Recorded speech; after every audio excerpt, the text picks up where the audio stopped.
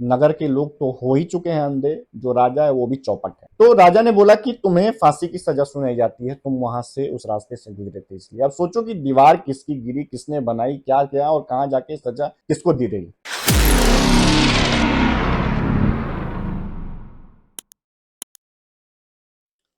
प्रणाम दोस्तों, का हाल बा। उम्मीद करते हैं कि आप सब अच्छे होंगे। एक कहावत है, अंधेर नगरी चौपट राजा, टके सिर भाजी टके सिर खाजा। हो सकता है बहुत लोग जानते होंगे, हो सकता है बहुत लोग नहीं जानते होंगे। तो बेसिकली ये एक साम्राज्य, एक राज्य होता है, एक गांव होता है, जहां कुछ ब्राह्मण जो भिक्षा मांगने वाले होते हैं, गांव गांव इधर उधर भटक के, जो वो जाते हैं और वहां ये देखते हैं कि हर सामान की जो रेट है ना, वो सेम है। मतलब टके सिर भाजी, 1 टका में भाजी भी मिल रही है, भाजी मतलब जो सब्जी वगैरह होती है, और 1 टके में मिष्ठान मिठाई चीजें वो सब भी मिल रही है। तो यही कहा गया है कि टके सिर भाजी और टके सिर खाजा, सब चीजों को एक समान ही रखा गया है।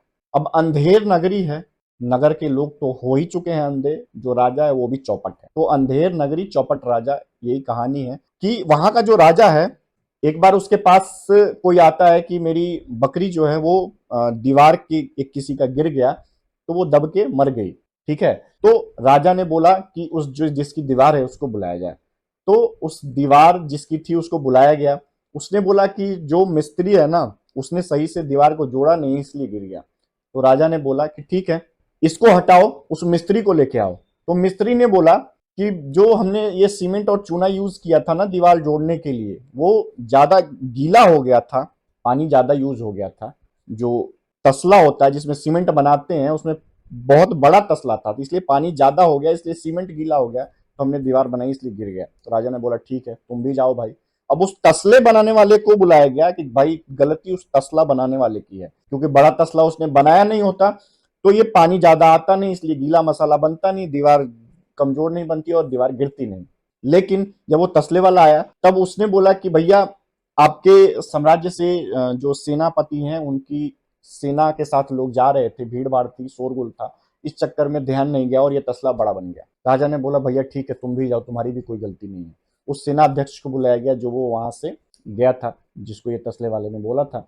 उस सेना ने बोला कि भैया कि ऐसे ऐसे है, ले तो गए थे हम। तो राजा ने बोला कि तुम्हें फांसी की सजा सुनाई जाती है, तुम वहां से उस रास्ते से गुजरे थे इसलिए। अब सोचो कि दीवार किसकी गिरी, किसने बनाई, क्या किया और कहां जाके सजा किसको दी रही। चलो सजा भी दे दी गई। तो फांसी की सजा जब दी गई, तो रस्सी जो है वो थोड़ी सी बड़ी आ गई, और सैनिक जो जिसे ये सजा देनी थी, वो कमजोर सा पतला सा था। अब किसी मोटे व्यक्ति को बोला राजा ने कि रस्सी इसके आ नहीं रही है, इसलिए इसको भी सजा मत दो। जब रस्सी जिस हिसाब से बनी है उस हिसाब से किसी व्यक्ति को पकड़ के लाओ, हेल्दी को, और उसे सजा दे दो।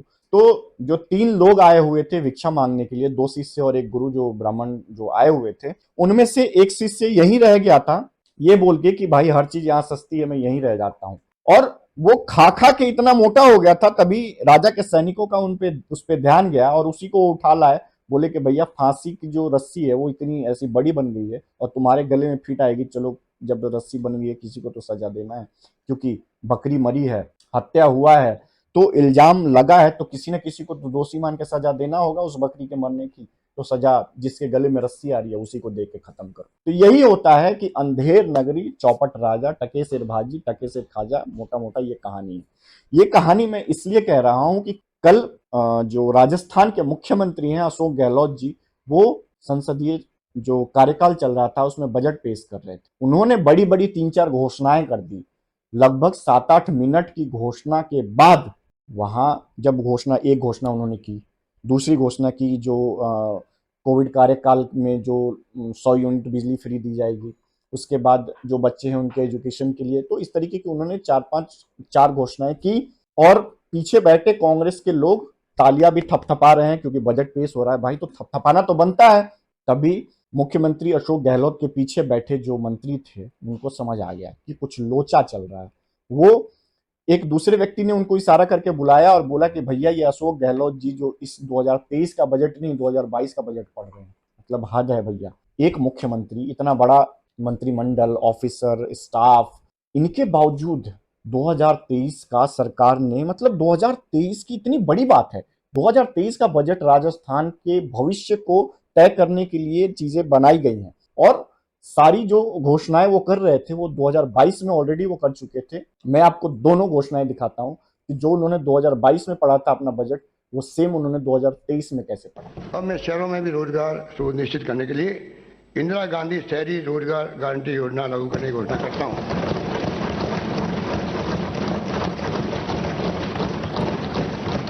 इस योजना के माध्यम से आगामी वर्ष से शहरी क्षेत्र में निवास करने वाले परिवारों को भी उनके द्वारा मांगे जाने पर प्रति वर्ष 100 दिवस का रोजगार उपलब्ध हो सकेगा। इस पर लगभग 800 करोड़ रुपए का वार्षिक खर्च होगा। अब मैं शहरों में भी रोजगार सुनिश्चित करने के लिए इंदिरा गांधी शहरी रोजगार गारंटी योजना लागू करने की घोषणा करता हूं। इस योजना के माध्यम से आगामी वर्ष से शहरी क्षेत्र में निवास करने वाले परिवारों को भी उनके द्वारा मांगे जाने पर प्रतिवर्ष 100 दिवस का रोजगार उपलब्ध हो सकेगा। इस पर लगभग 800 करोड़ रुपए खर्च होंगे। मतलब ये तो वही बात हो गई कि आज का होमवर्क हुआ नहीं है तो चलो टीचर को कल का ही होमवर्क दिखा देते हैं, क्या पता टीचर को पता न चले। जनता बेवकूफ है। इस तरीके से आपको पता नहीं चला कि आप 2022 का बजट पढ़ रहे हैं। 2022 में आपने जो जो योजनाएं लाई थी, आपको भी पता नहीं कि 2022 में क्या क्या योजनाएं लाई थी। जो योजना आपने 2022 में ऑलरेडी ला चुके हैं जिस जिस नाम से, वो आप 2023 में पढ़ रहे हैं। कैसे हुआ? अब ये गलती है, चलो ह्यूमन एरर हो सकता है, उन्होंने सॉरी भी बोला, लेकिन इतनी बड़ी गलती इतने बड़े लेवल पे होनी नहीं चाहिए। राहुल गांधी वैसे ही ऐसे ऐसे स्टेटमेंट देते रहते हैं, ठंड नहीं लग रही, गर्मी नहीं लग रही, डर लग रहे हैं, आटा लीटर से किलो से, बहुत सारी चीजें। प्रियंका गांधी वैसे ही जब हिजाब का चल रहा था तो बोल दिया उन्होंने कि स्कूल में बच्चे हिजाब पहन के जाए या बिकनी पहन के जाए, क्या फर्क पड़ता है। मतलब भाई बहन तो थे ही, ऊपर से इनके अलग अलग जो मंत्री हैं कांग्रेस के, वो भी इस तरीके की अगर हरकतें और इस तरीके की चीजें होने लगे तो ये तो कांग्रेस का दुर्भाग्यपूर्ण है। और इसीलिए मैंने कहा कि जैसी नगरी है कांग्रेस की, वैसे ही कांग्रेस का राजा है। मतलब अंधेर नगरी है और राजा भी जो चौपट तो है ही, जो है ही। कुल मिला के राजस्थान में अशोक गहलोत और पायलट के बीच में बहुत टाइम से चलता आ रहा है और सभी को पता है ये। मैं वो पायलट को कभी कभी बोलते रहते हैं कि निकम्मा है, नकारा है, कुछ नहीं करता है। उनकी ही मंत्रिमंडल में वो भी मंत्री हैं, उनके ही कांग्रेस की पार्टी का वो भी मंत्री है, उसके बावजूद भी दोनों में टकरार रहती है। अब इस टकरार की वजह से ये हेरा फेरी किसी ने जानबूझ के करा या ये गलती थी। हालांकि ये गलती होने की संभावना दिखती नहीं है, क्योंकि जो बजट आपने 2022 में पेश कर दिया, 2023 के बजट के पहले पन्ने पे वो आ जाए, इसकी पॉसिबिलिटी बहुत है ही नहीं।